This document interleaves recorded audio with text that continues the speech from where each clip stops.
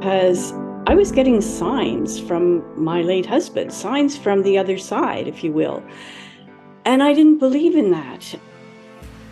But for me, it just didn't make any sense. How could someone that's passed away, that's completely not of this earth, how could they send signs and messages, and how can they communicate with us left behind?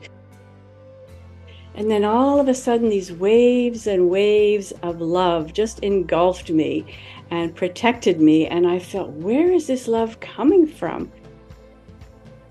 I went inside and I sat down and I said, well, wait a minute. Isn't this confirmation?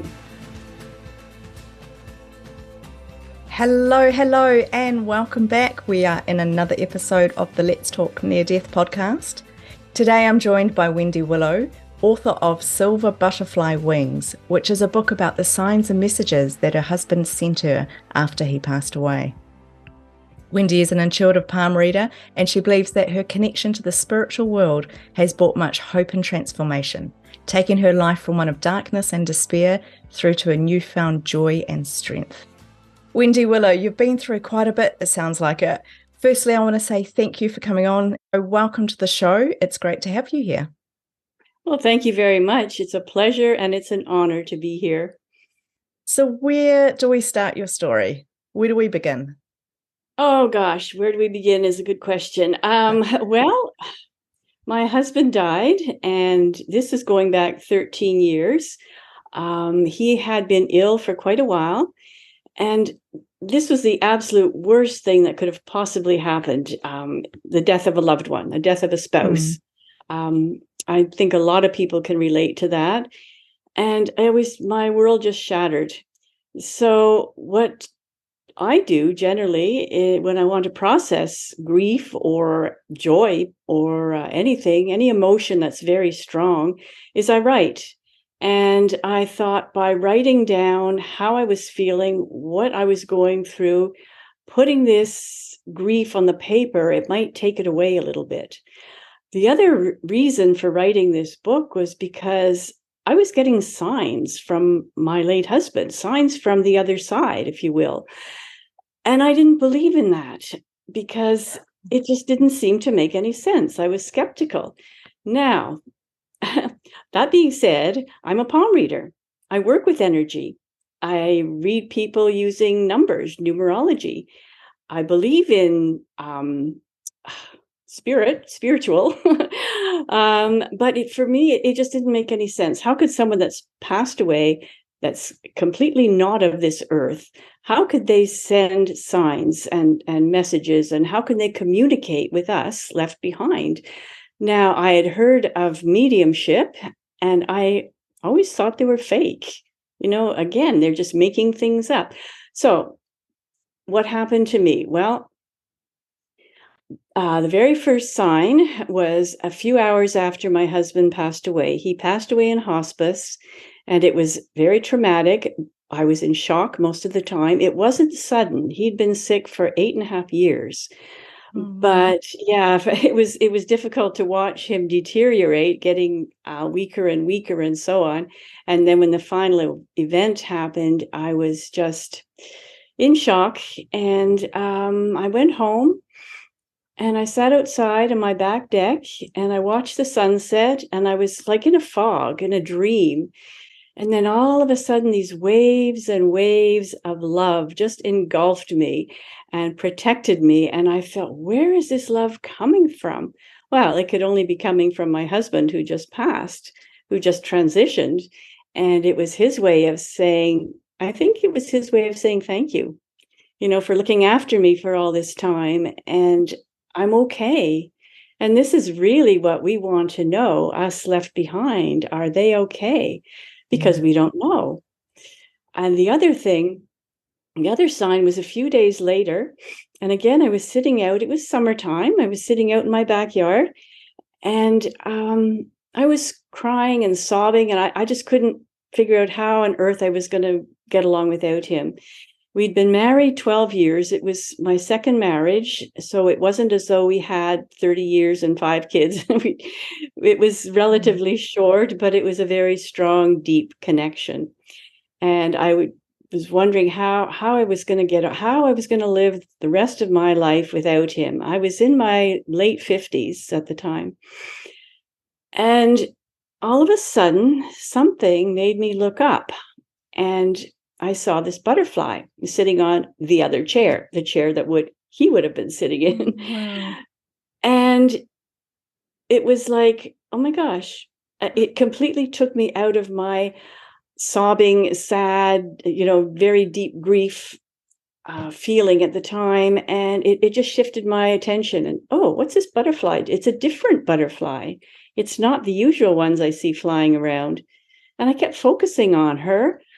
And she was so serene and so gentle. And then all of a sudden in my head, I heard that saying, "Do not stand at my grave and weep." And I thought, oh, David, is that coming from you? Because it was sort of in his voice. But, all this was new to me. And I did know instinctively that it was coming from him, but I didn't really believe it. So I went up to my computer and I Googled it, seeing a butterfly after one passes away.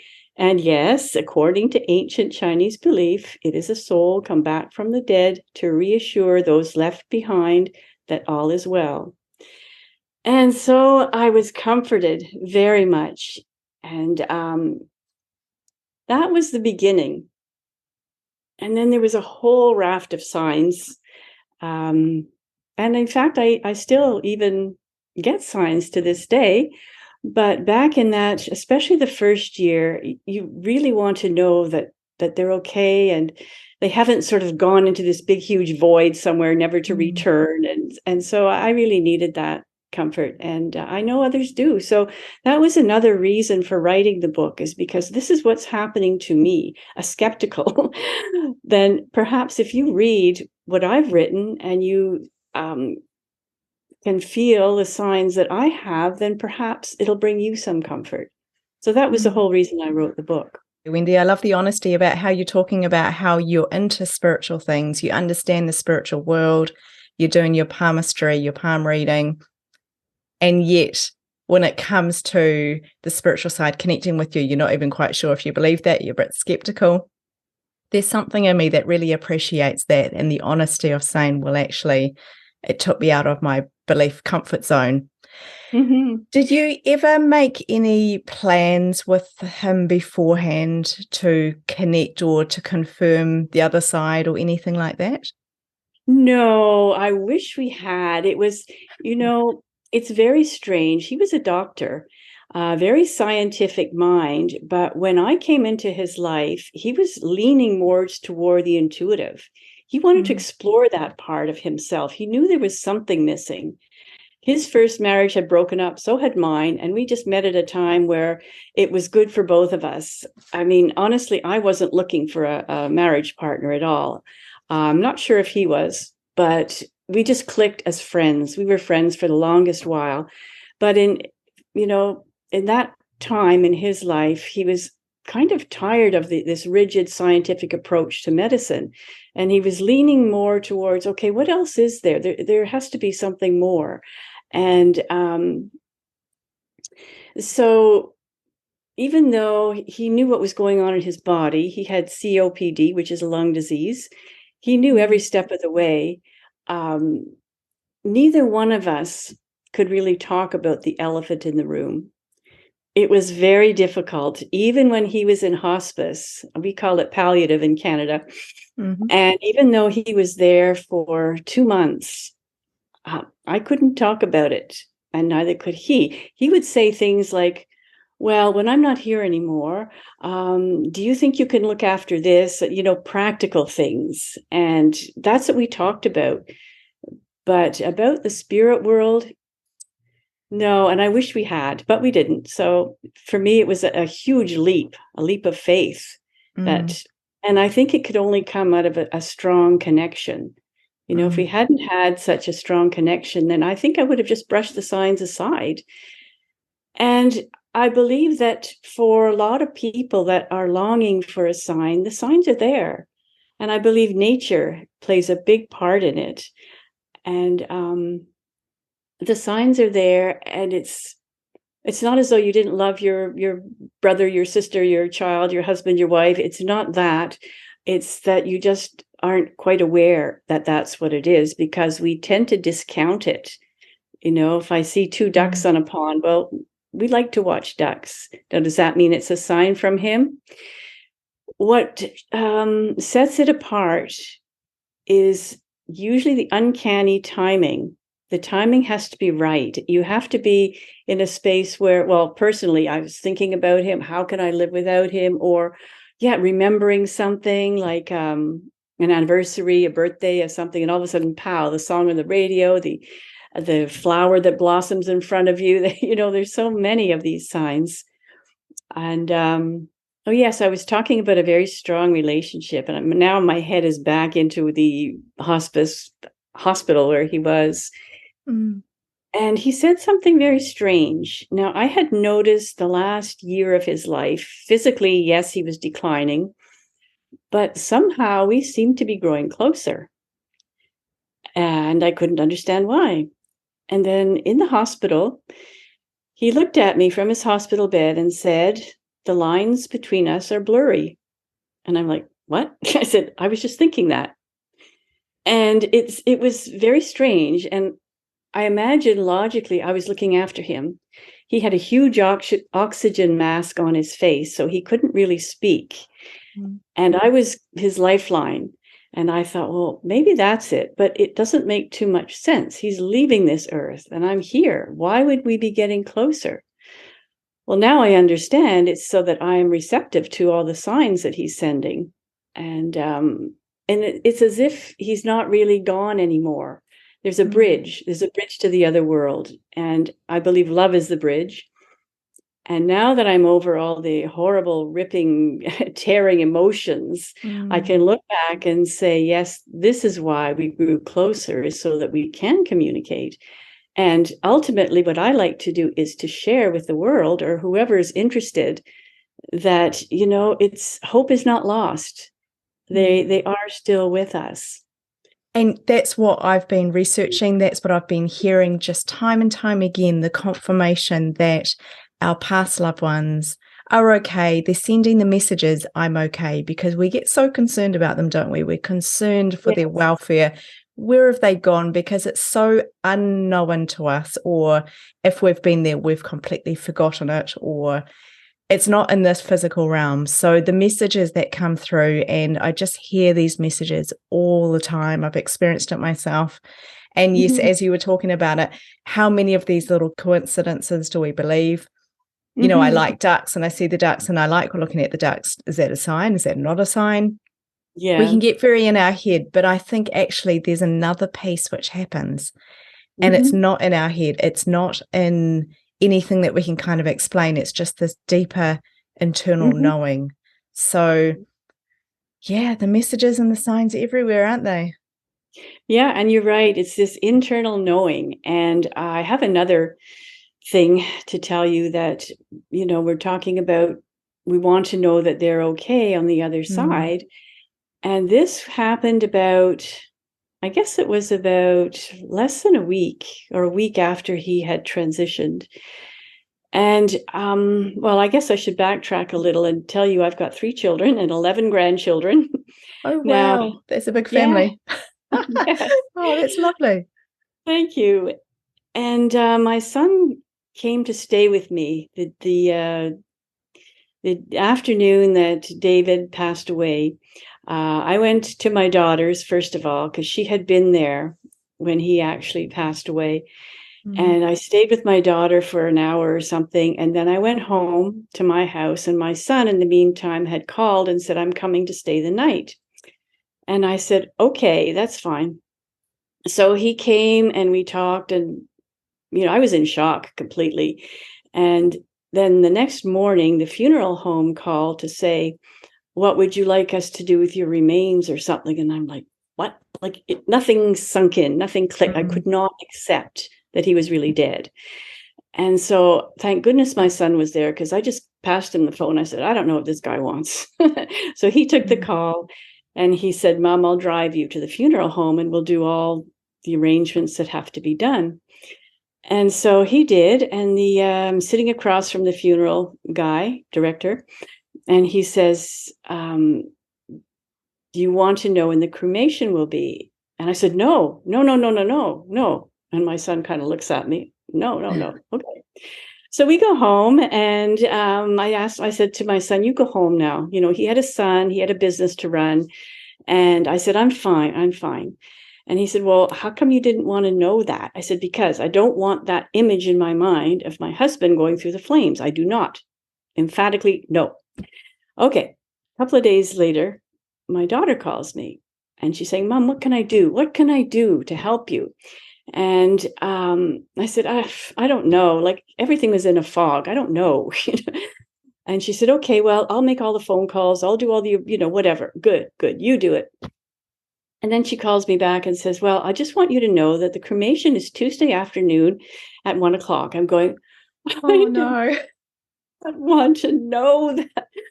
Yeah. And then I thought, okay, it's meant to be.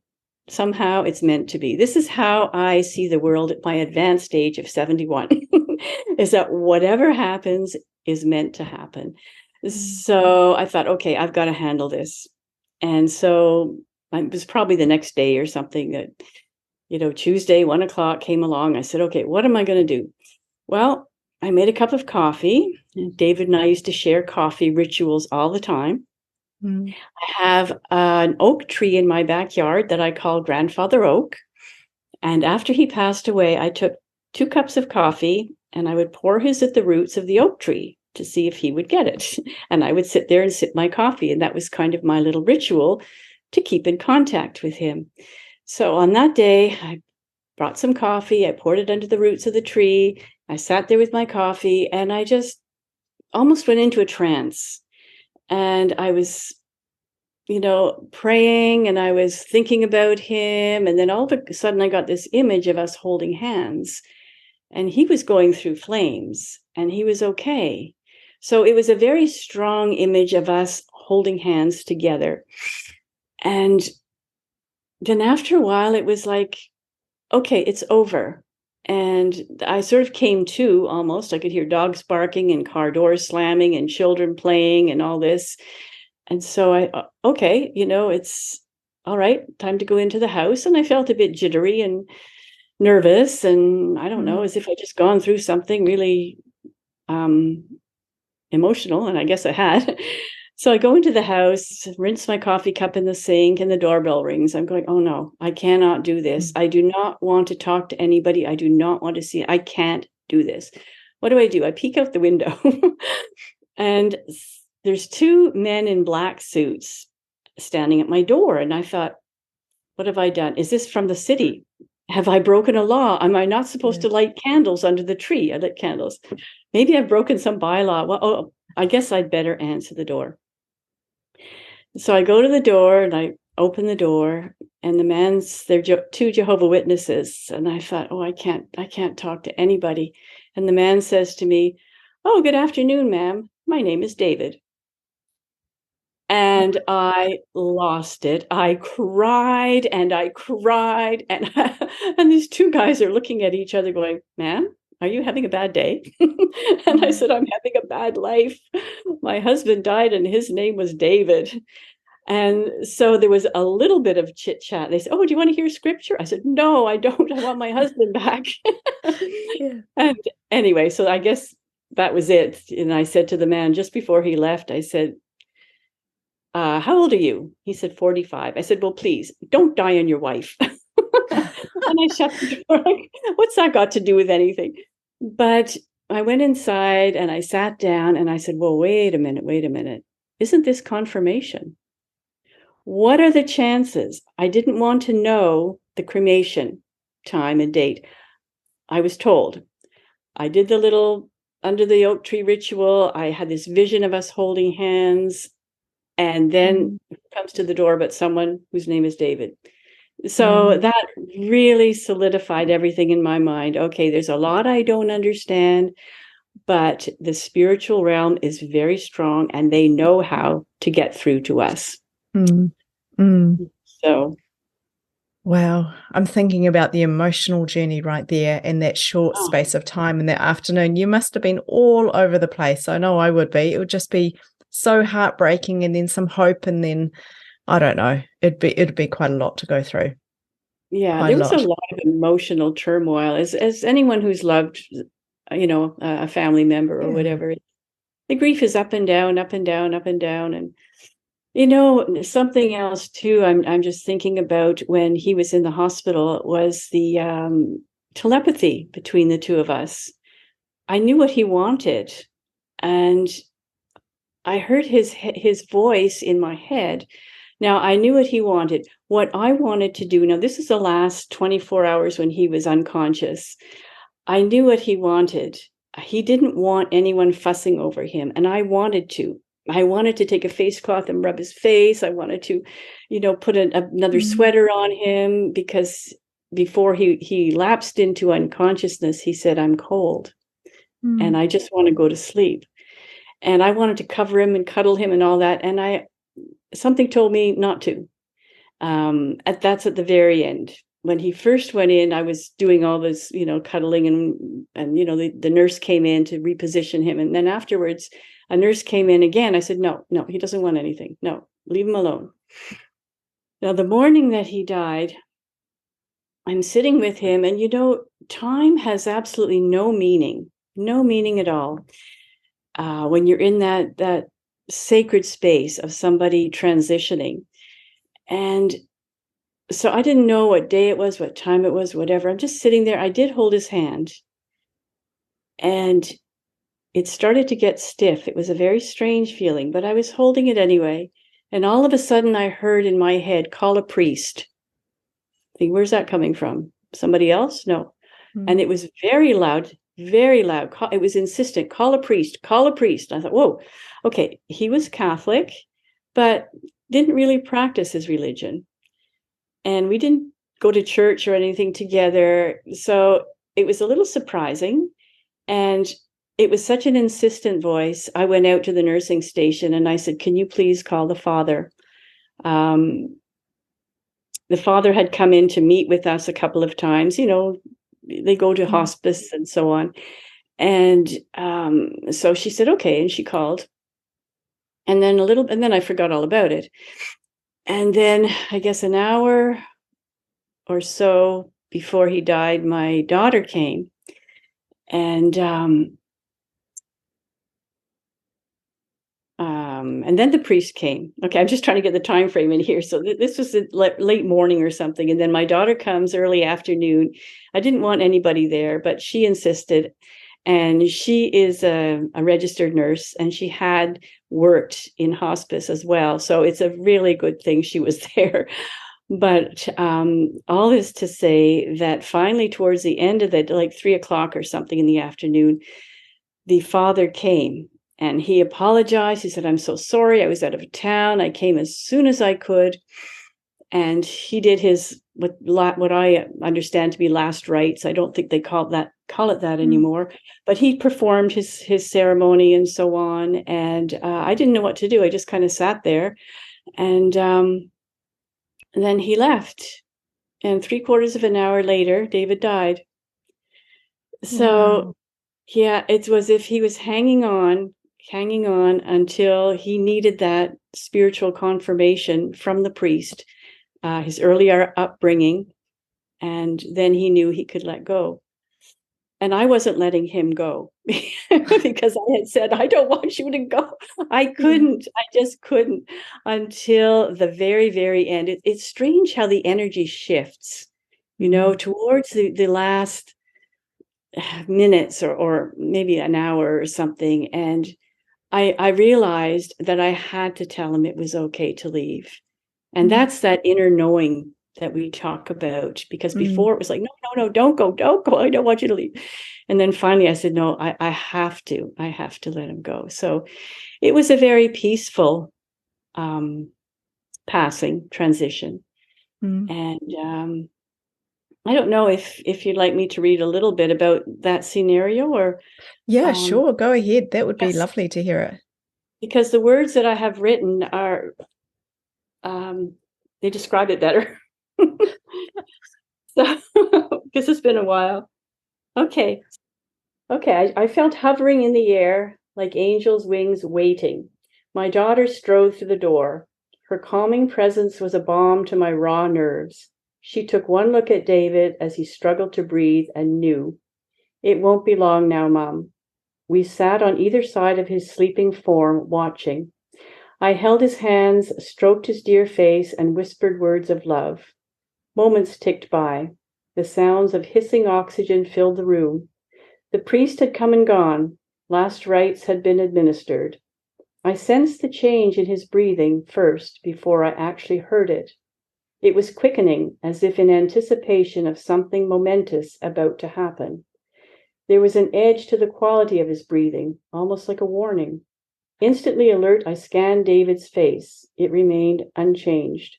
He looked calm, yet strangely detached, as if he was ready to go.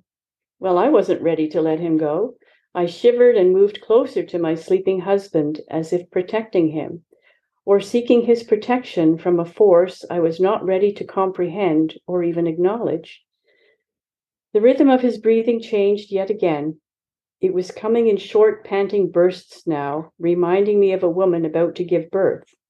Earlier on, I remember watching his legs trembling in the bed and reminding me of the time my own legs trembled and shook as I was propelling my babies out into the world. Our birth and death, the same process. A loud hissing from the oxygen hose caught my attention. Had the volume increased, or was I suddenly more aware of it? Instinctively, I knew David wanted it off. He didn't need it anymore, and the forceful push of air up his nose was hurting him. Should I remove his mask? Could I remove it? This was his lifeline. In some deep part of my being, I knew his lungs were shutting down. There was no need to keep forcing oxygen into lungs that had stopped working.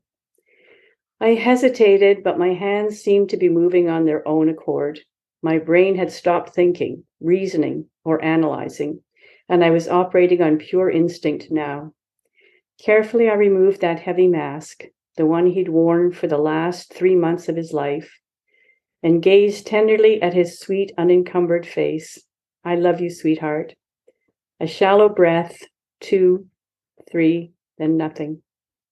His chest continued to jerk on its own. It was such a desperate movement, as if frantically trying to recapture his breath and stay in his body, or to release it, urgently, to separate from a body grown heavy with disease, to leave, to flee. My daughter leaned forward and placed her hand over David's chest. "Let's put our hands over his heart." She'd done this before. I had not. I could feel his heart beating so very fast, too fast to be effective. And then those precious beats faded away, taking my beloved. We would never have this moment again, this moment where life crosses over into death. So that was tough.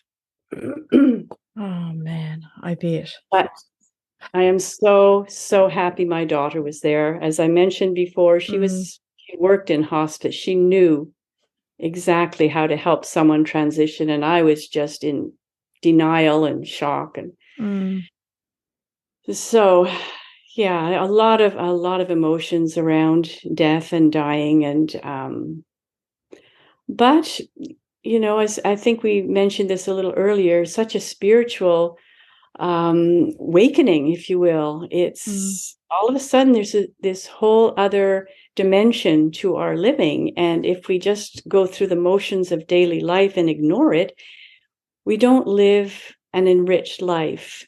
And there's generally something very traumatic that happens to make us aware that, whoa, wait a minute, there's a whole spiritual realm out there, and they're helping us and guiding us and teaching us. And I have come through, and I've survived, and I'm stronger now than I was before, much more independent and more of a believing person than a non-believing, and explaining things away, Mm, mm. So I say that I think that, as my book says, I want to spread joy and comfort to others, because there is an end to the grief journey, and you can become stronger and move on with life. Yeah. Yeah. The grief journey is very real. And I think often we are either encouraged or we try to hurry through grief.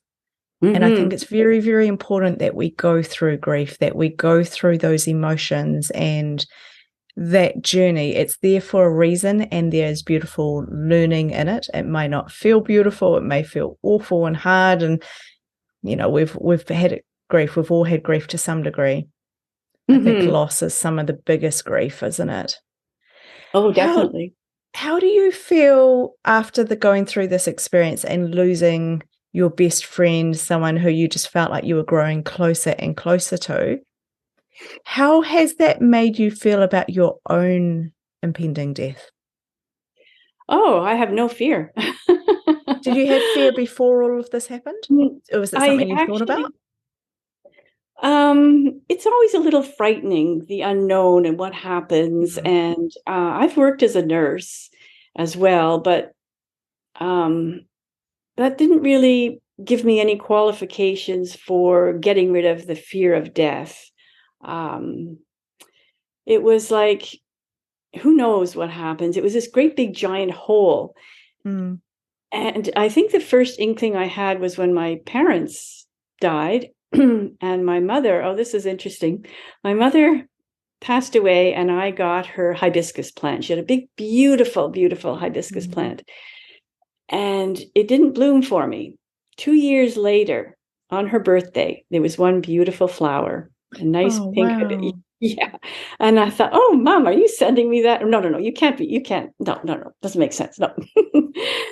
And my father passed away 2 months after my mother, to the day. He died of a broken heart.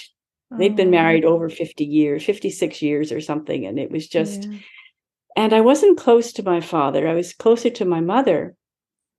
But I think it was about 2 months after or 3 months after he died that I got this vision of him. I was having a body massage, and this vision popped into my head of him standing in our garden, the house that I grew up in. And he's standing in the garden. This beautiful beam of sunlight is just bathing his face. And he's looking and saying, I feel so young. And it's almost, then I had this feeling that, oh my goodness, he's not like 85 anymore, and, dying and heart condition and horrible. And he's youthful again. And so those were kind of the beginnings of letting go of the fear of death. And then, of course, after David passed, and I've got all these signs and these feelings of love that come from him, knowing that they're there to support me, to comfort me, to let me know he's okay. He's probably better off there. But, well, not sick anymore. And I've had dreams of him, and I've had, the usual things like lights flickering after he died. It was like, oh, come on, please. This is ridiculous. Everybody talks about flickering lights. No. That's silly. And then, but the more time went on, no, it's not silly. It was one summer, the summer he died, the lights in my kitchen flickered constantly. I changed the bulbs. It still flickered. And then all of a sudden it was gone. Radio songs on the radio that you're thinking about as an occasion, then pow, our song or a song that reminds me of some event that we shared, TV going on spontaneously, CD players, all this electronic things that I always discounted, thinking, oh no, this is just sensational stuff. But it's not. And since then, I've done a bit of research, and I've learned that spirit needs a conduit. They need something tangible in order to pass their messages to us. My experience had always been nature, flowers blooming, like I said, ducks and geese and butterflies and dragonflies and all kinds of things. That's how it speaks to me, is more nature. And as far as the electronics, I didn't really pay too much attention. Now I go back and look at these signs and say, okay, wait a minute. This is another way for spirit to contact us. So going back to your original question, no, I'm not afraid at all. And I know when it's my time, I will be welcomed by the family, by him. And I think it'll be a beautiful experience. I'm hoping. Yeah, I think we're all hoping. We're all hoping that it goes well, that we have a good death. Yeah. Have you got any thoughts or insights into why some people get these beautiful messages, these signs, dreams? We're talking about all the things that you've just talked about, the different symbolism. Why some people get that, and why some people who perhaps desperately want to hear from a loved one or are searching for some of these symbols or signs don't receive any? Yeah, I think there's a lot of reasons, different reasons. And the most strongest one that I can think of is when you're focusing and concentrating and trying to make things happen, they won't, no matter what it is. And I have a friend who was so angry. She said, my husband's been gone for a year and he promised to send me something. He hasn't sent me anything. I said, well, stop thinking about it. Stop focusing on it. Let it go. Yeah. And you will eventually get a sign. And I walked into the kitchen and the cat was on the refrigerator and it's never up on the refrigerator. And then all of a sudden his picture fell off the refrigerator. I didn't even know it was there. And, that's not a sign. And I said, well, wait a minute. Just think for a minute. The cat's never on top of the fridge, right? No. And what kind of a picture fell? My husband. Well, there you go. He's trying to reach you. He's trying to tell you. But I think people just don't really believe, they discount, they don't really pick up the sense of, yes, this could be a message. And often they come when you're not expecting it. And I do think it's a lot of times it's something out of character. I would sit out in my back deck and one time a hawk flew by. It's like, there's no hawks in our neighborhood. This is a residential area. Something clearly out of its territory is always a sign. And that brings me to something else too. The night before he died. Okay, let's go back to your question. I think it's just individual. I tend to bounce around. It's individual. That's okay. And people are open, they're not open, they're worried, they're pushing, and that's not when it happens. It's just to keep an open mind and don't focus so much on, I'm not getting a sign. Put in your head, signs are everywhere. They will come to me. Yeah. And what I was going to say was that the night before my husband went into unconsciousness, I was reading him something called The Shaman's Journey.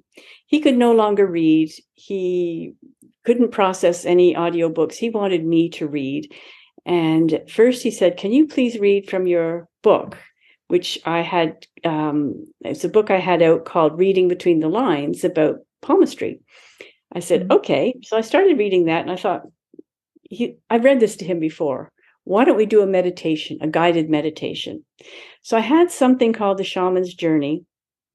And what it is you go through the chakras, each chakra in the body, and you ask what power animal comes to you. So I don't know if people listening don't know the chakra system, but there are funnels of energy, colored energy in different sections in the body. And so you go through the chakras. There's the base chakra, and sort of right underneath your belly button is the creative chakra, and then the solar plexus and the heart chakra and the third eye and the spiritual at the top. And so I went through all of them. And then at the very end, I said, so what power animals did you see? People see turtles and tigers and giraffes and snakes and whatever. And he said, nothing. I said, what do you mean nothing? He said, I didn't see anything. Oh, well, yeah, I saw a hawk. I thought, now that's odd. And it was only afterwards, after he passed away, that I realized, number one, he didn't see any animals because he was leaving our earth. And the reason he saw a hawk was because a hawk is a messenger. They're from the other side, like a cardinal, like a butterfly, like a dragonfly, but the hawk is the messenger. telling you that something important is about to happen. And then I don't know how many days, I think it was about 2 weeks later, I'm sitting outside, there comes this hawk flying over my head. And I'm like, what are you doing here? This is not your territory. And then, if you put things together and not trying to make it happen, but it sort of comes into your mind that, oh yeah, this is significant. This is not random. And I don't believe in coincidences at all. I think whatever happens to us, there's generally this vibration within you, a resonance. It's like, oh yes, this makes sense. This is something very significant. I definitely think that we attract things, and that the way that we live brings in different things, or it repels things. Definitely. Yeah, it's interesting what you say around wanting it too much, because somebody else came on the show. I think it was when we were talking about after-death communication, and we dedicated a whole season around this topic of past loved ones communicating and having messages beyond this world, beyond the grave. And there was one of our guests, and I'm not going to name her because I just want to make sure I get it 100% right. But she's very experienced in what she does. And I believe that she said as well, when I asked her a similar question, why do some people get the messages and others don't? And perhaps they really want them. I think her answer was some people just desperately want to hear from their loved ones so much that actually it repels the ability to get the message through. So I don't know. It's interesting, isn't it? I had a beautiful experience with my own father after he died. He came, and I believe that he was standing with me and he was communicating, I'm okay. And I had not expected that at all. I wasn't thinking I need a message, come and talk to me. I was just in full grief, just devastation. And it's funny, isn't it? Maybe we can want it too much, which blows my mind, because it shows the heart. It shows just the love of wanting to carry on the communication, not wanting to let go. I think that's a very beautiful thing. And yet maybe that's repelling these messages and not letting them come through. So I think we just have to be. What do you think? We just have to be, and if we're lucky, it comes through. And if we see the messages and connect the dots, that's actually a sign or a symbol, we're lucky. Yeah, I agree with you. And I find it sad too, in a way. It's something you want so much, and by wanting it too much, you're actually repelling it. Yeah. It seems unfair. Yeah, but it's like that when you're thinking of a word. You can't think of the word, and then you go and do something else and it pops into your head. I've wanted to say a couple of things. After he died, I got these, he would pat my shoulder.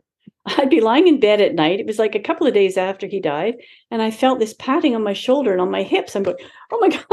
I was like, what is this? There's nobody in the house. What's happening? I was really shocked at first. And then it only happened maybe 3 or 4 days in a row, and then it stopped. And then every once in a while, I would get this soft. It's as if he was learning how to use his energy to reach me. And at first it was like, pow, pow, pow. Oh my God. And then it was a little gentler and soft. And the other thing I had wanted to say was, one morning I woke up and I threw my feet over on his side of the bed, and it was hot. There was a hot spot. I'm going, how could it be hot? If he's in the spirit world, he's cold. No, you always say the room chills and whatever. It was hot. And it would be exactly where he'd be sitting, because of his lung disease. He would have to sit on the side of the bed and breathe and get his oxygen saturation levels to the point where he could lie down. So it was like the exact place, and it didn't last very long, maybe a minute or so, but it freaked me out. But about wanting things too much, I had a horrible dream. Again, this is in the weeks and months following his death. And I was on this grief support group, and I was complaining that I never got any dreams and all that. And one of the other ladies who had lost her husband as well said, well, you have to ask for it. Go to sleep at night, go to bed at night, and then just ask, please send me a dream. So I did that one night, and I'm going, please, please, please send me a dream. I want to dream about you. And I was really, and of course I couldn't fall asleep. So I do this all over again. Please, please, please. I fell asleep, and I had the most horrible dream. I was trying to Oh bring him no. back into existence. Now, he was on oxygen the last 8.5 years of his life.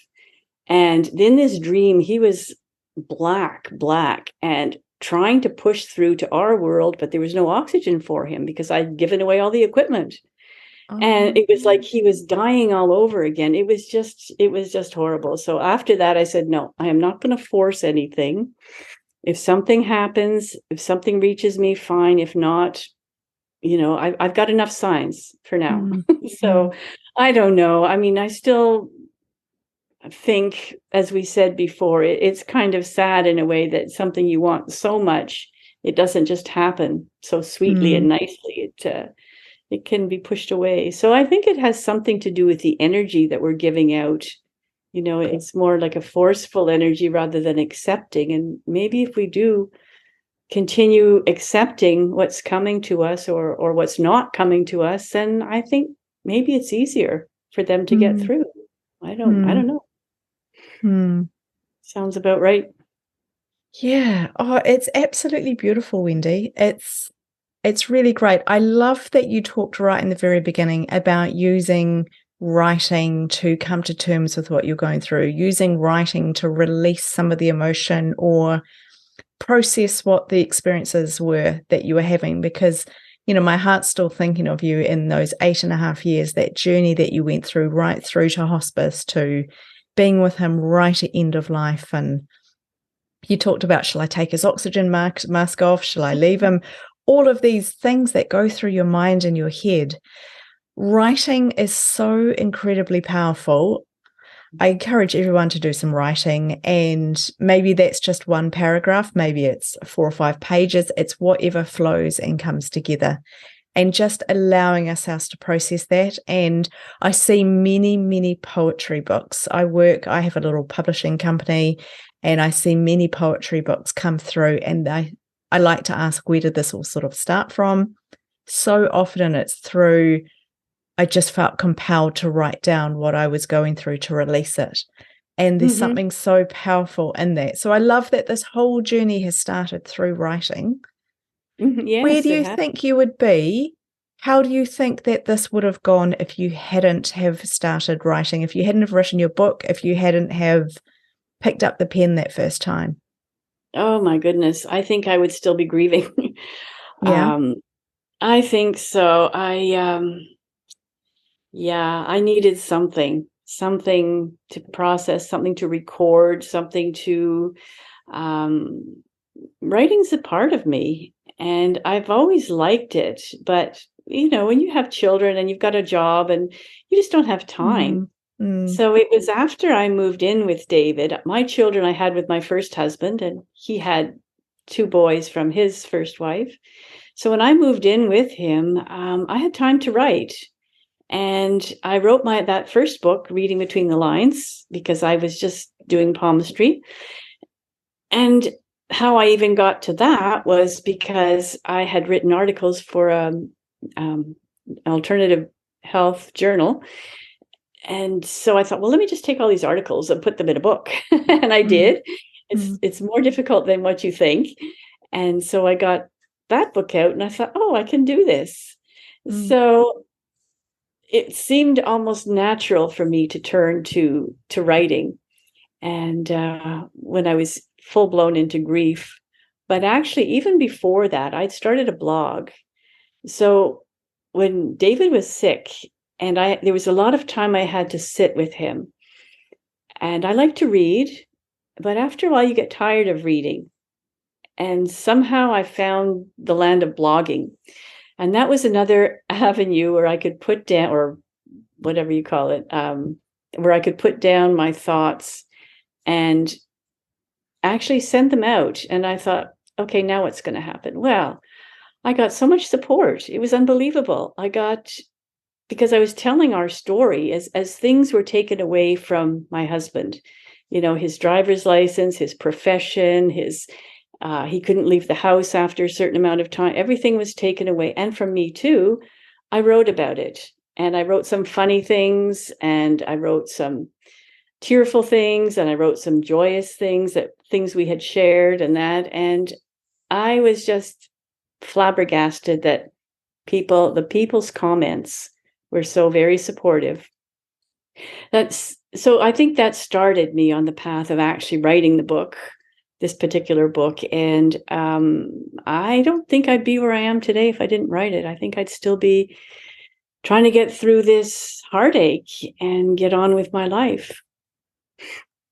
There's so much power in writing. So much.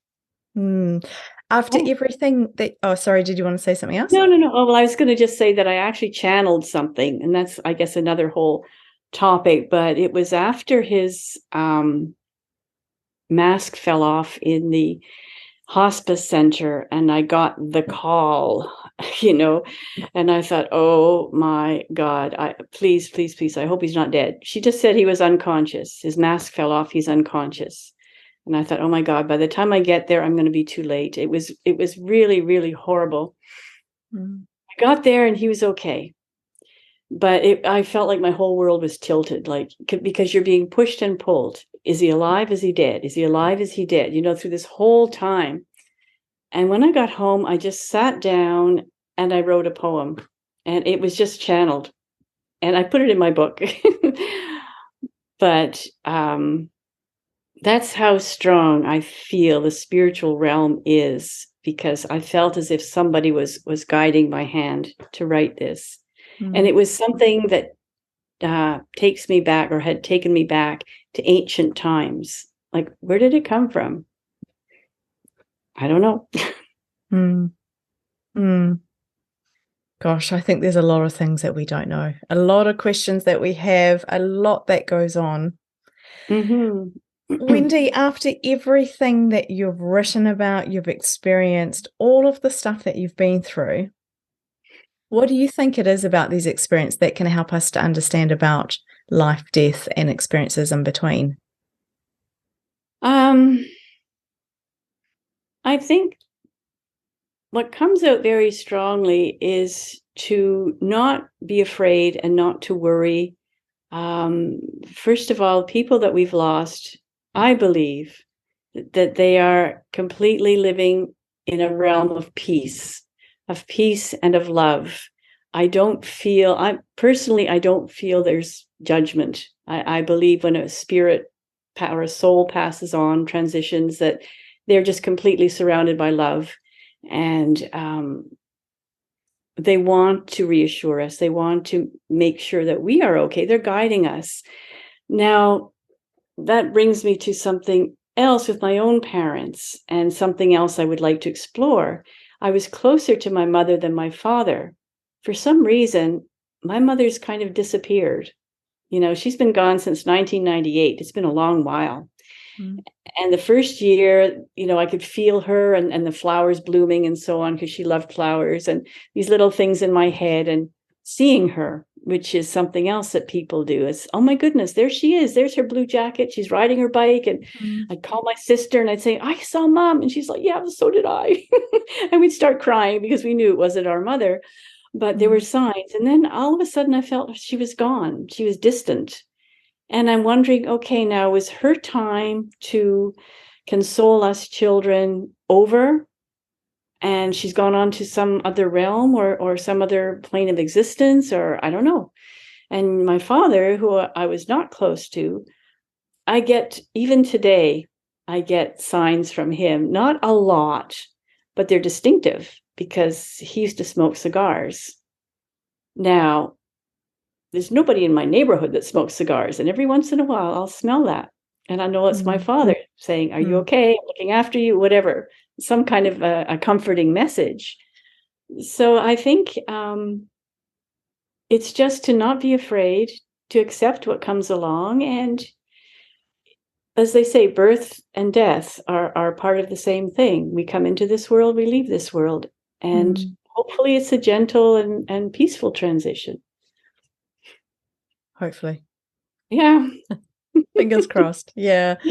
Oh, I love it. Thank you, Wendy. Thank you so much for sharing so much about your journey and your experiences and all of your little stories and all the amazing little intricacies of where you were in that state of absolute grief and darkness to where you are here today saying, if I hadn't have started to write, if I hadn't been through all of these things, you wouldn't be in this place of light right now. So, and not afraid of your own death, not afraid of death at all, just being ready to see what happens. So, Wendy Willow, thank you so much. I will put the links for everything down in the bio. So if you're interested in Wendy's book, it's down in there. And yeah, Wendy, thank you so much. And thank you very much. It's been a pleasure to be here with you. And I think I've learned a lot. That makes two of us. Yay!